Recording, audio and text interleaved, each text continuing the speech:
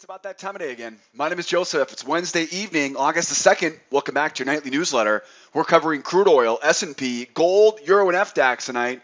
Crude is bullish with a wedge as it tries to finish a move back to 50. So we're watching for the battle zone and a hidden channel for the most reliable buying opportunities on Thursday.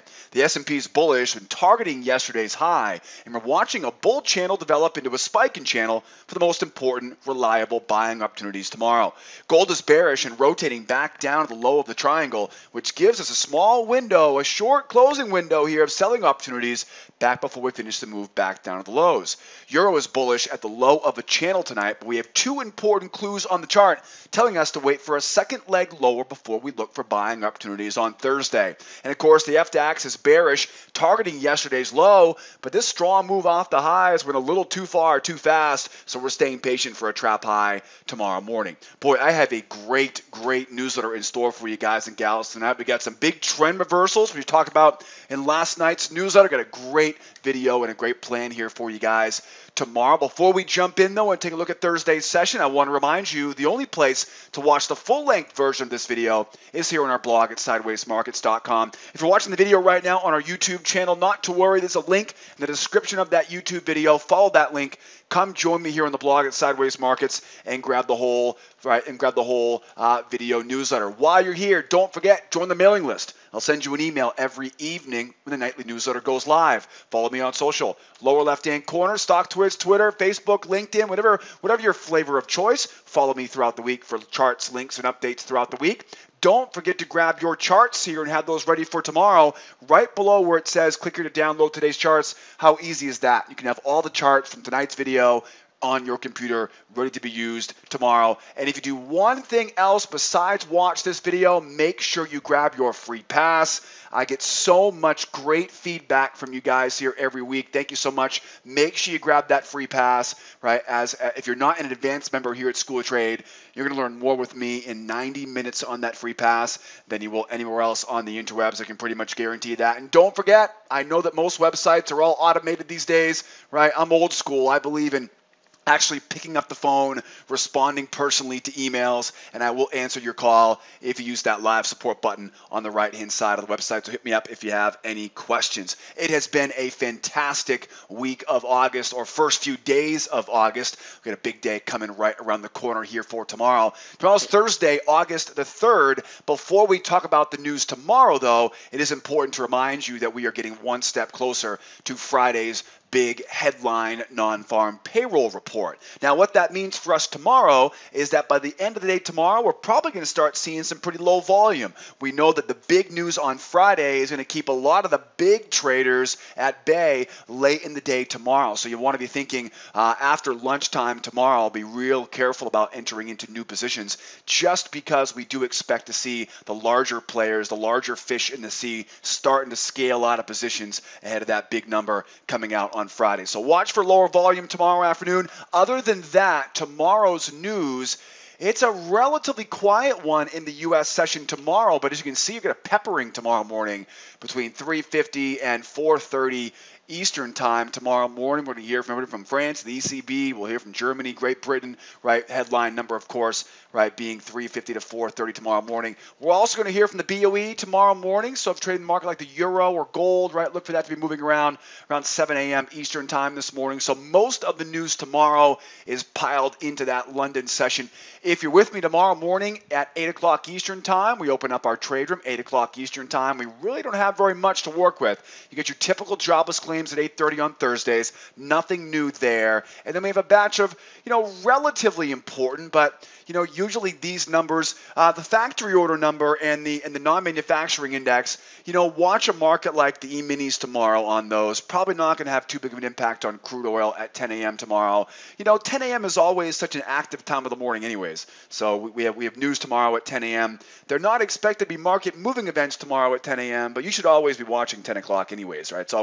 It's it's always an active time of the day, as our nickname in the trade room is the 10 o'clock shock. We'll talk more about that tomorrow, though. In our trade room, we open up at 8 o'clock Eastern time. What are you waiting for, right? Come out and execute this strategy with me tomorrow, along with all of our advanced members, right? I look forward to seeing you there. Again, early in, early out tomorrow, right? Like I said, tomorrow afternoon, watch that volume dry up, head of the non-farm Friday, and we'll put the plan together for Friday's session in tomorrow night's newsletter. Let's jump right in. We got a lot to cover here tonight. We got crude oil, S&P, gold, euro, and the FDAX. I am going to be phasing out the FDAX analysis. If that upsets you, make sure you email me, jj@schooloftrade.com. This will be the last week of the FDAX analysis.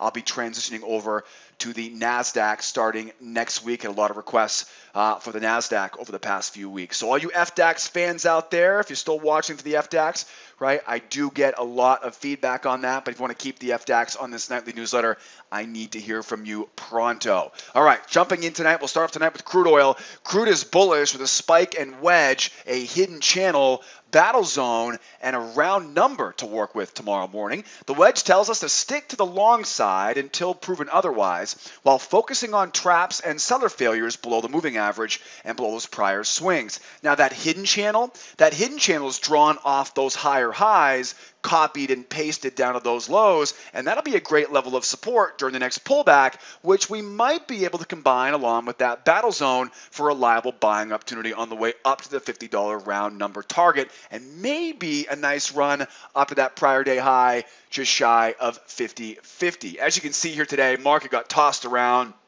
courtesy of the inventory report. Talked about this in last night's newsletter. If you recall from last night's newsletter, we were expecting to see quite a few sellers hanging out up here, and that's exactly what happened, right? Took them a while to give up, or took the buyers a while, right, to kind of give up on this, a little bit of a nudge down, right, from the inventory report before the buyers took it and sent price higher. Now we have a very strong move higher, and it looks like this is going to be best suited as a wedge. Is what it looks like. It looks like a wedge. Now, wedges tell me I want to focus on buying in the direction of the spike.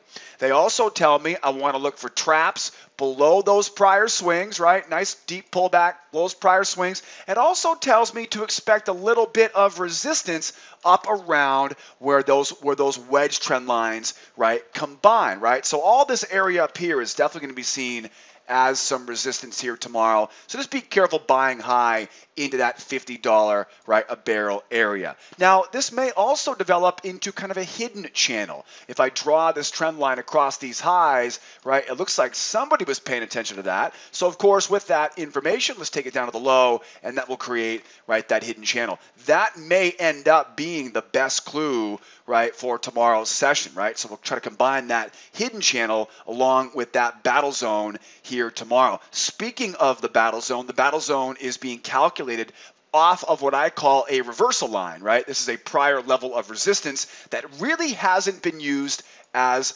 support. So that would really be the ideal. Get down into that battle zone so we can buy nice and low tomorrow. So how would this look? Well, traps, failures, two-legged pullbacks. There's a few different options for this here. Got my eyes, of course, on that prior swing, right, at 32. So trap low, right back up. That'd be the most aggressive way to do it, just buying that trap low. Second scenario here would be a failure into a pullback. Right, a failure into a pullback, that would kind of look like that, right? So failure into pullback, right? So deep pullback into the battle zone. Sellers try to sell off the moving average, right? They fail, and we, of course, run back up. Remember, when the sellers fail in a bull market, right, those sellers become buyers, and it just throws gasoline on that fire going higher. So a very, very reliable trade with seller failure in a bull market. And then, of course, last but not least, we may see this market pull back a little bit here, chop lower. And so don't be afraid to look for a trend line up and down as well. I call this a two-legged pullback, right? One leg, two leg, right? So kind of use that. Again, everything kind of revolves around that battle zone. Everything revolves, right, around that deep dip lower. Now, what if price pushes higher, right? What if price pushes higher? Well, one of the things you want to remember about a wedge is that when price exceeds the high of a bull wedge, it usually comes right back down again. So watch out for that kind of classic overshoot, right? Overshoot, overshoot. So we got to be careful. Got to be really careful being a buyer up above that wedge. If we do want to be a buyer, what you want to see is a strong move up. And then, like I always tell you guys on this newsletter, anytime the only option is to buy high, I always want to look for what? Look for traps, right? So if we do just jam higher here, right? If we do jam higher here, your job will be, right, to focus on those prior swings, right, and buy low, right? Buy as low as you can get it, right? Buy that trap low on the way up to either the big round number, right? Or don't forget, right, if you got some extra bullets in the gun tomorrow, right, nice little runner up there to the prior day high, that 50.48. Remember, whenever the sellers fail, right, to make new lower lows, they always want to rotate back to the previous day high, right? That prior day high up at 50.48 is definitely a good milestone. So the moral of the story is I want to buy low with a nice deep dip. If it does push higher, looking for traps, right? Looking for traps, right, as we want to avoid buying high. How do we turn bearish? This is not going to be easy. It's not going to be easy to be a bear here tomorrow. We definitely have a rising support trend line, kind of a hidden channel there. We have a proven support trend line here, right? So really what's going to happen is we're going to have to see a real strong move down, hold the pullback, and go. Now, what will happen is at that point, you'll probably find yourself down near that, right, down near that trend line. So with that said, once the bears do take control, we don't want to sell low. So anytime I don't want to sell low, I always look for traps, right? And that trap high will allow me to sell without selling into, right, without selling into that rising support trend line. So again, anytime we see a market turn directions, we talked about this last night on the newsletter, if we do turn bearish, right, there's a good chance the market will almost instantly go oversold. And if that's the case, we don't want to sell low, we want to sell high, and we'll look for trap highs to finish off that move tomorrow. We made it through inventories here today. Buyers trying to get up to $50 tomorrow, and of course that prior day high. The sellers are trying to get back down to today's low at 48.55, but they have to take control first. How about some S&P? S&P, we talked about this last night. S&P is kind of rotating around inside of a trading range right now, but as of right now, the S&P is bullish as it tries to retest yesterday's high. And we have a trading range, a bull channel, measured move, right, to work with on Thursday. Now, the bull channel, which may also turn into a spiking channel, you can see I've drawn on in the chart, that bull channel tells us to look for buying opportunities down at the lows using seller failures and traps. Now, the trading range reminds us we don't want to buy into the high of that trading range. We want to focus on buying the low, right, below that low of the range, while that measured move will serve as a short-term target tomorrow on the way up to that prior week high. That 24.80 half, right, that 24.80 half, that makes for a very, very tasty final target here for the bulls tomorrow. So basically, we started the day off today in a range, right? That range, of course, broke down, probably following crude oil, and of course, right, getting sucked right back up into that range. Now, oftentimes, whenever the day starts off inside of a range, and we talked about this in last night's newsletter, right? We were expecting to see a range breakout failure. If you watched last night's newsletter, you were ready to buy this dip as it came back up. The bottom line, though, is usually when we see a big breakout like this and it comes back up into that range, we can take the size of that breakout and we can project it, right, in the opposite direction, right? We call this the pendulum swing. So the amount of the move out will kind of swing over, right? That pendulum swing. Imagine a pendulum right in the middle, right?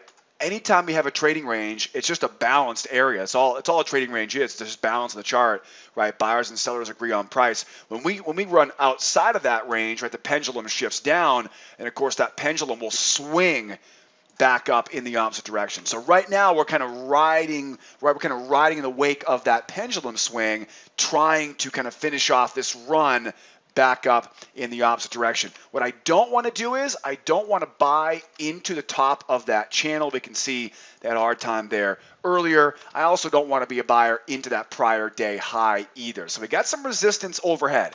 Anytime we see multiple levels of resistance overhead, I know there's really only two options. One, we either need to blow right through it, right? And that's really not going to make it very easy just to buy that, right?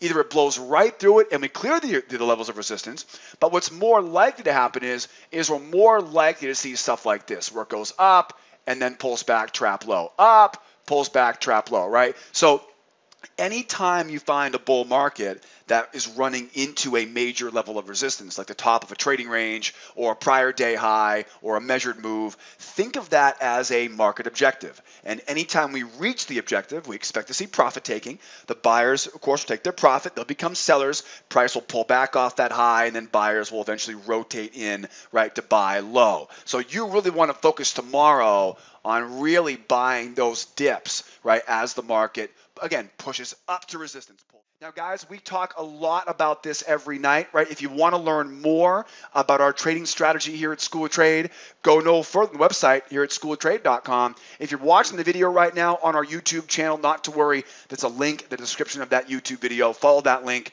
Come join me here on the website at schooloftrade.com.